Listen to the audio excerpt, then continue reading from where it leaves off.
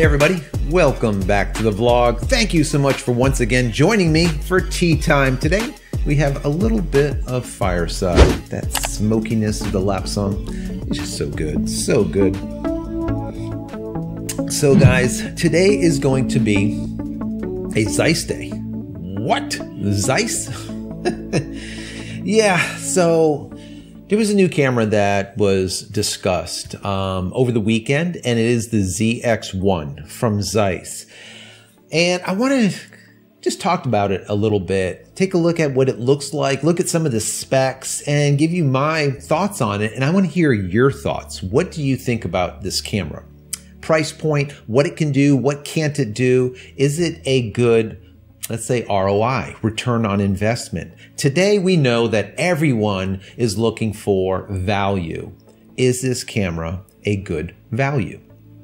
So, before I get into it, I want to say that if you haven't downloaded my ebook, go over to my website, jchristina.com/ebook. Once again, jchristina.com/ebook. Go pick it up. It's free. 10 tips at making tack-sharp images. There's something in there for amateurs, for pro-ams, for even professionals. There's something in there for absolutely everyone. So once again, go grab it. jchristina.com/ebook. It's free. So let's get right into it. What I'm going to do is I'm going to share my screen with you. So let's jump over to B&H Photo and Video. And here's some pictures. I'm just going to rotate through them so you can see what they look like. Just by the looks of them, I think these are probably renders. I don't know if they're really photos, but either which way, they look pretty cool. I do like this little grip right here. That looks really nice because whenever you're dealing with a smaller camera, to me, I think that it is very important to have a really good grip. I always make fun of cameras, and you know which ones they are, that look kind of like a box of cigarettes or maybe an elongated box of cigarettes, very hard-edged and very squarish, rectangle-ish. I personally don't like them because they're harder for me to hold. I like to have some type of grip. It just makes sense, especially now with this type of camera where it does not have a battery grip. There's no way to get a battery grip. So what it has is what it has. That's basically it. Fixed lens. There is not lenses to be gotten. What it is what it is. This is a fixed lens. So let's go into some of the specs here because a lot of you want to know what the specs will be on this camera and then make a decision.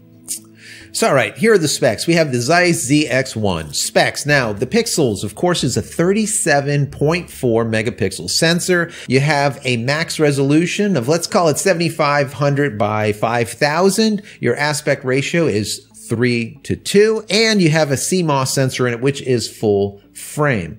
Now, it does shoot DNG and JPEGs. I think that is very interesting, and the reason being is what that means is instead of Zeiss having to have their own raw format, let's say, and then have to send it into all of the different editors out there, to Adobe, for Lightroom, or for Capture One, or whatever the case is, they don't have to do it because it is DNG and it is JPEG. What that means is they'll all be able to read them. Why? Because DNG is a, let's call it a universal raw format. So it makes it extremely simple. They don't have to worry about that raw and getting these companies to be able to say, yes, let's go ahead and carry a Zeiss ZX1. They don't have to worry about that because it is using DNG format. Now, getting back into it, the lens is a 35 millimeter focal length lens. It is an f2:22, so it is pretty fast. That is fast glass for a full frame, f2. You have a focal distance or a range, a minimal range of, let's call it a foot to infinity. It is an 8-element, 5-group lens, and the filter size is 52 millimeters. Now, as far as exposure, you have an ISO of 80 to 51,200. Now, for me, 51,200 is literally like 10-year-old specs. Most of the cameras that we see that are full frame today, they're all over 100,000 maximum ISO. So why we have such a low ISO on this camera, I really don't know, but we'll get into that maybe more later on. Now, as far as mechanical shutter is 1/8,000th of a second all the way up to 30 seconds. It will shoot aperture priority, manual, program, and shutter priority, just like every other camera. As far as the continuous shooting, this is kind of odd. We see 3 frames per second. That is very slow. I don't know what that is. That is very slow, but we'll get into that also more later. Now, video. MP4, it will record in Ultra HD, that is 4K, but it will do 29.97. So let's call it 30 frames per second. Where is the 24 frames per second that a lot of you guys are going to request? That is a problem in my personal opinion. It will also do, of course, the standard 1080p at 60 frames per second, which makes sense. The video encoding is PAL as well as NTSC, so it's going to work well in the US as well as overseas. Now, the audio recording does have built-in stereo as well as an external mic input, which I hope it does. It should. Now, the viewfinder is an electronic viewfinder that is an EVF with 100% coverage, and your diopter will be a -3 to +3, which really doesn't make too much of a difference. And the size is 3.34 inches. The display is fixed touched LCD. Now, a fixed touch LCD is probably problematic because a lot of people today are looking at a fully articulated back panel. They really like it, and all of the companies are now starting to provide it.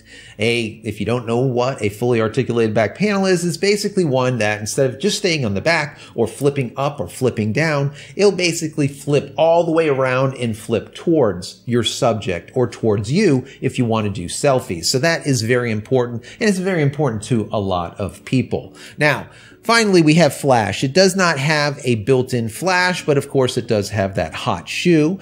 And the interface is very interesting here. It has a 1/2 terabyte of internal storage, 1/2 terabyte, but it does not allow for any memory card to be put into it. So it doesn't have an SD slot, but it does have a 1/2 terabyte or 512 gigabytes of storage built into it. Connectivity, 3.5 millimeter headphone jack, 3.5 millimeter mic jack, and USB Type-C. It does have Wi-Fi, Bluetooth, but no GPS. Now, no GPS is kind of weird to me, guys.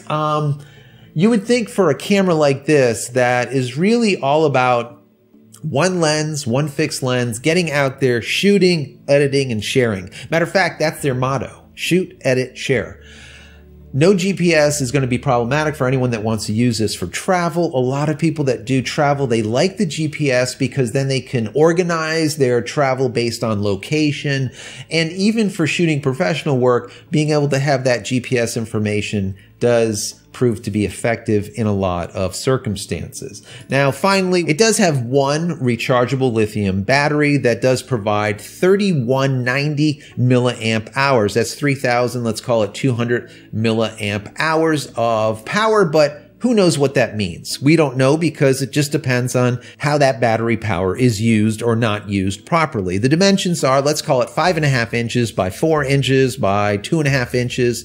And the weight on it is just under 2 pounds. Let's call it 1.75 pounds or 800 grams. So that's kind of the backstory. Those are the specs on this camera. Now, what I want to do is I want to bring up their video. So let's check it out and see what you think about it.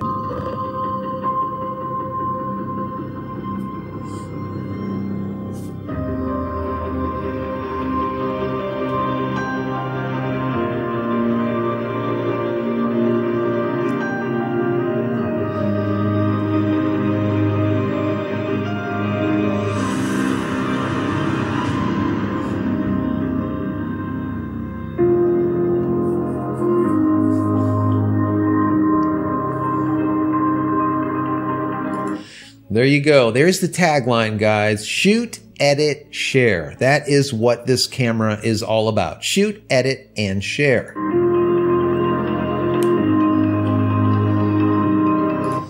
Once again, they're highlighting that it is a 37.4 megapixel sensor by Zeiss.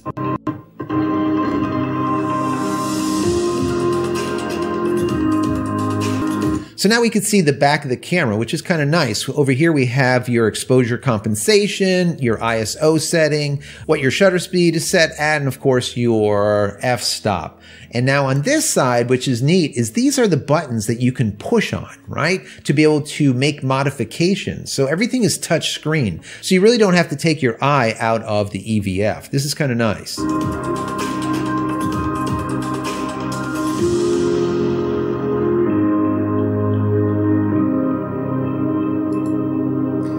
Now, did you guys catch that?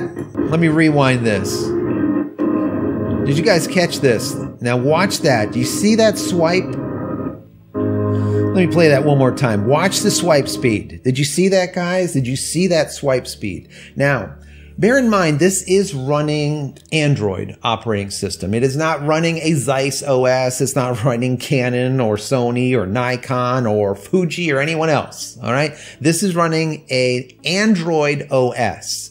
Now, there's positives to that and there's negatives. Now, if any of you guys have used an Android phone, an older Android phone, you know when you go to, let's say, swipe through your photos, when you look at it, you swipe and then the photo goes by, and you swipe and then the photo goes by.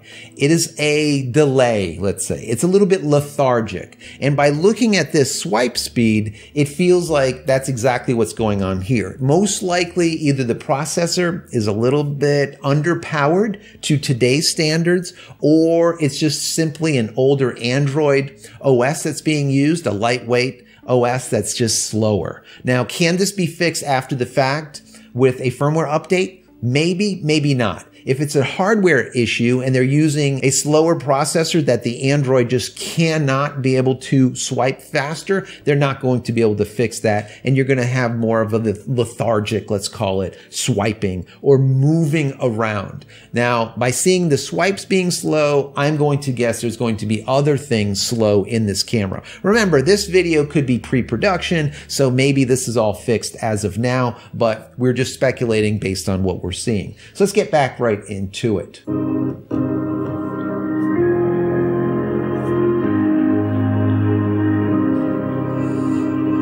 There you go. And we can see here these buttons. The star, probably for favoriting the image. You have trash can. You have folders. This right here is probably your edit. He's probably going to click on that now. There you go. So now that we're editing, guys, we can see that there is options. Now, what's really interesting here is that this is now going to be an edit done using Lightroom CC. Why is that? Well, because Android is the platform that is running it, and Lightroom can run under Android on the Android operating system. So everything that we see now is Lightroom CC, let's call it, is what I understand. Let's get back into it. Let me rewind this a little bit. Now check that out. So they pick the image, they're in here, they're doing the edit. I'm going to slow this down a little bit. And now, as we can see, we have all of these options. We have exposure compensation, contrast, highlights, shadows, whites, as well as blacks. Let's keep going. There we go. Let me back up just a little bit. I saw clarity pop in there. Yep, there we go. Split tone. So we have clarity. We have positive, negative clarity. We have dehaze, vignetting. Obviously, vignette is set to 0. If it wasn't, you'll be able to do mid-feather as well as roundness. And as we can see down the side here, look at all of these options. Now, if you've edited ever in the past, you know what most of these options are. We can see that down here we have sharpness, maybe your vignette. This is most likely Kelvin, and your contrast. We can rotate. And this little Band-Aid most likely is for doing retouching on the fly, literally inside the camera. Very cool. Let's run this some more.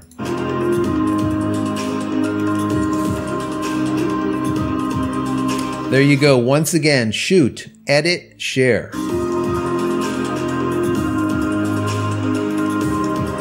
Seamless connectivity, direct upload and backup to the cloud from built-in 512 gigabyte SSD. Once again, you will not have an option to put in a larger, smaller, or extra SSD. What is built into it is what you get.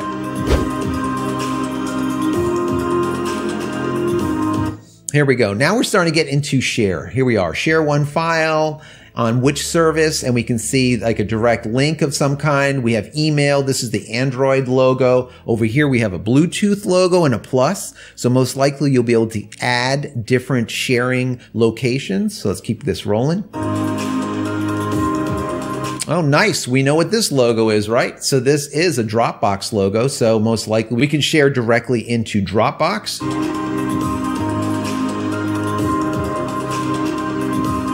Now they switch over to email, so they're going to send the photo to themselves, I would imagine. There you go.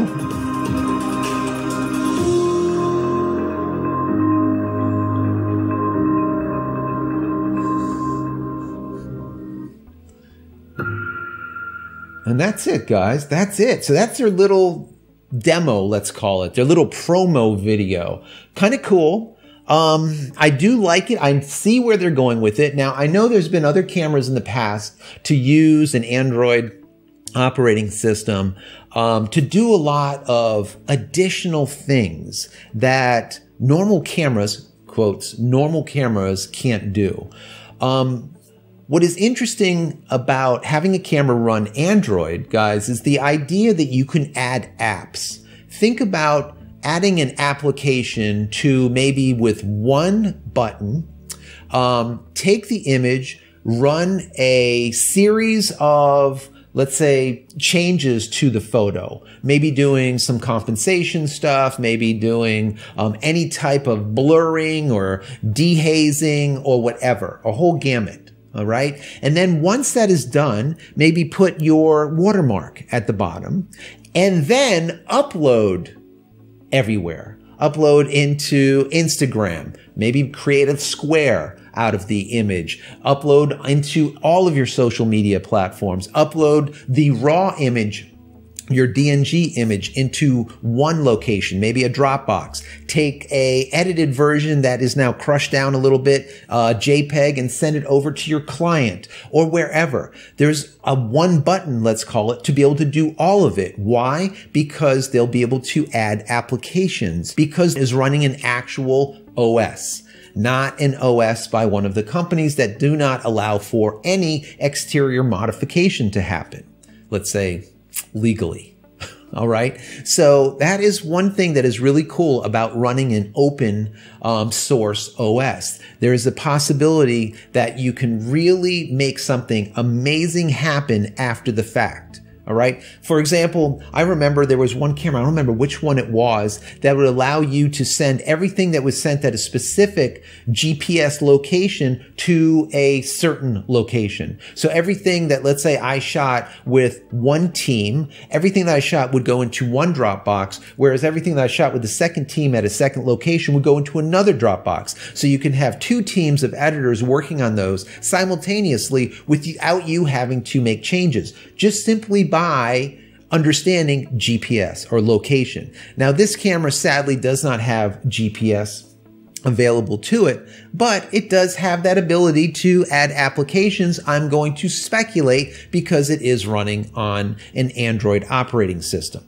The downsides of Android operating system is, as you can see, the swiping sometimes is slow. Sometimes it's a little bit lethargic because if you do not have a processor in this camera that can really handle Android properly, Android is a beast when it comes to processing and it needs a lot of it. If not, it feels lethargic. All right. So that is something that they're going to have to work on, and also battery life. Android will suck the hell out of battery life on these cameras because it takes a lot of processing to be able to do all the stuff that it does. So I'm going to venture to say that if you got, let's say, 500 shots out of this battery, if you go and take, let's say, 100 shots and then do some editing for 15 minutes, you're probably done.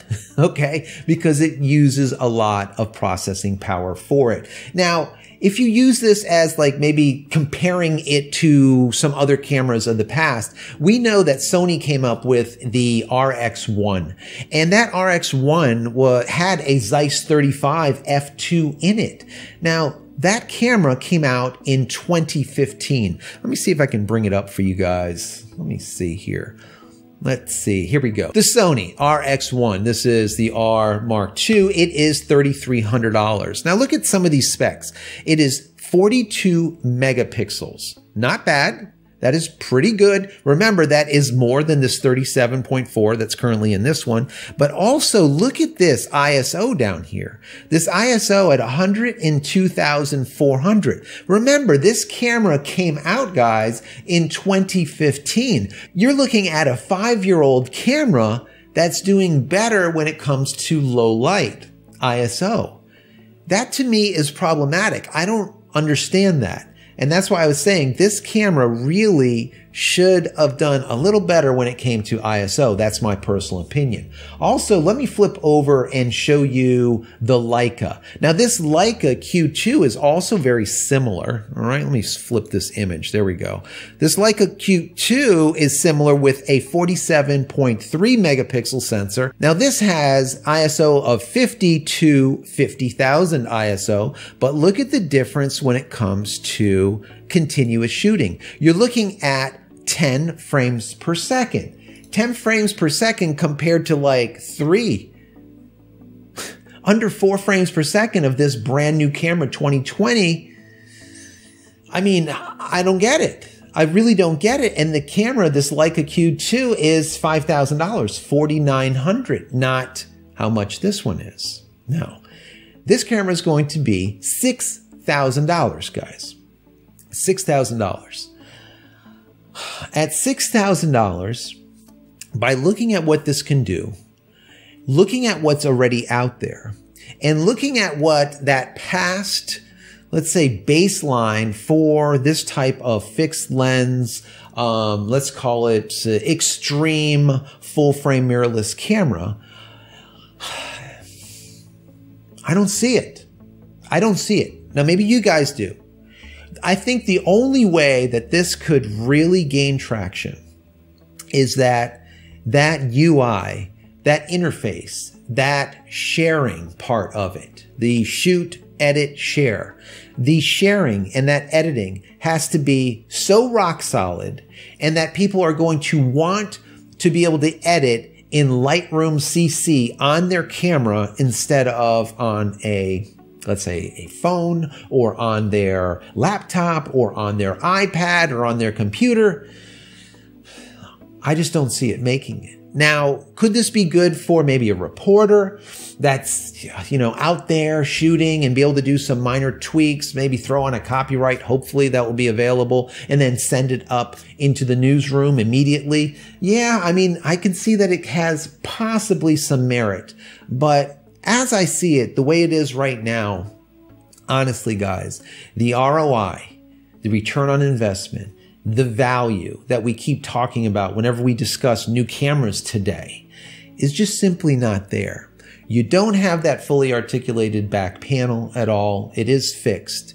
You have a lower ISO, so it's probably not going to be as good when it comes to low light. You have extremely, extremely low continuous shooting at like 3 frames per second, which is literally ludicrous.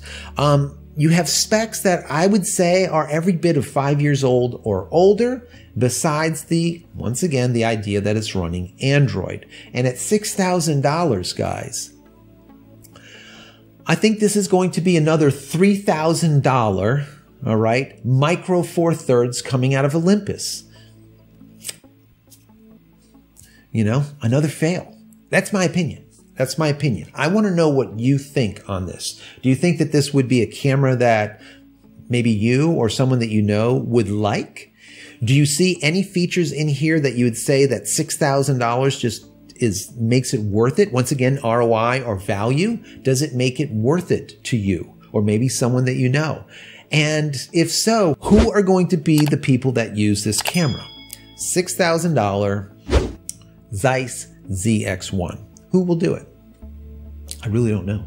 But I wanted to show it to you guys because this is something new, something out there, and I do like that they're using the Android operating system. I do wish that all the camera manufacturers went to an open source type of operating system that has the ability to be modified, all right, through apps. And then at some point, we'll be able to, with our camera, log into an app store and purchase an app to do X, Y, and Z. I think that that's coming. I think that we're going to see it throughout all cameras eventually, maybe not by opening it up, by putting in an open source OS, but maybe coming up with a store or a camera app store in the future. It might not be in the next year, but probably within the next 3 or 4 years, we're probably going to see that as the processing power becomes better and better and better in these cameras.